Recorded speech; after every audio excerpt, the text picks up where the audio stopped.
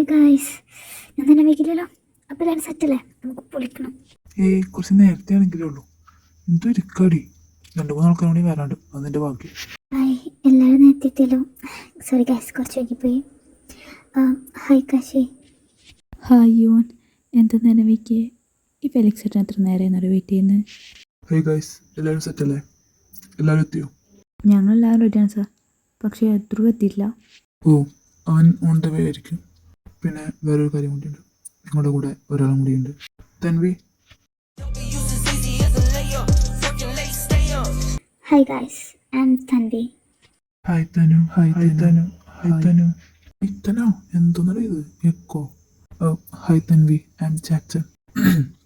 തൻവി എൻ്റെ മകളാണ്. അയ്യത്തെ മത്തറേ, ഇനി നോക്കിയിട്ട് കാര്യമില്ല.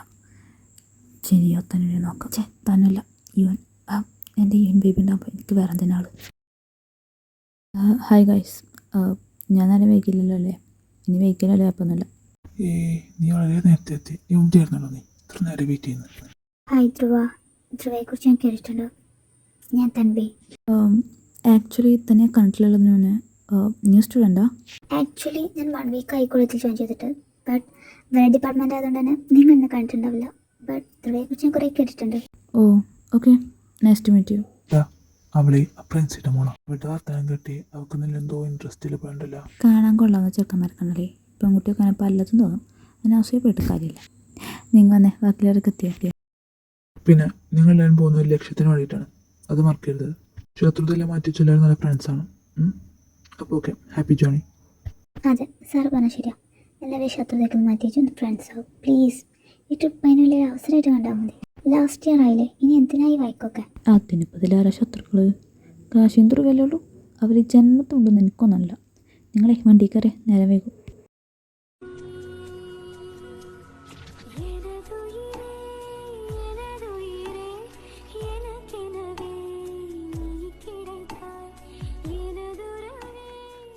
കാശി, ഞാൻ ആരെയും നോക്കിക്കുന്നേ വന്നേ. സീറ്റ് പിടിക്കല്ല, റോമി വിൻഡോ സീറ്റ് ഇട്ടില്ലെങ്കിൽ ഛർദ്ദിക്കുന്നു പറഞ്ഞ അവിടെ നിൽക്കുന്നുണ്ട്. ഫ്രണ്ട് സീറ്റ് ഞാൻ അക്കൗണ്ട് എടുക്കില്ല. അങ്ങനെ നീ കാര്യം ചെയ്യും, ആ ഡ്രൈവറിൻ്റെ മടിയിൽ പോയിരിക്കും. അത് അങ്ങേർക്കൊരു ബുദ്ധിമുട്ടാവില്ലടാ. എനിക്കൊരു ട്രോളാതെ വരാൻ നോക്ക്.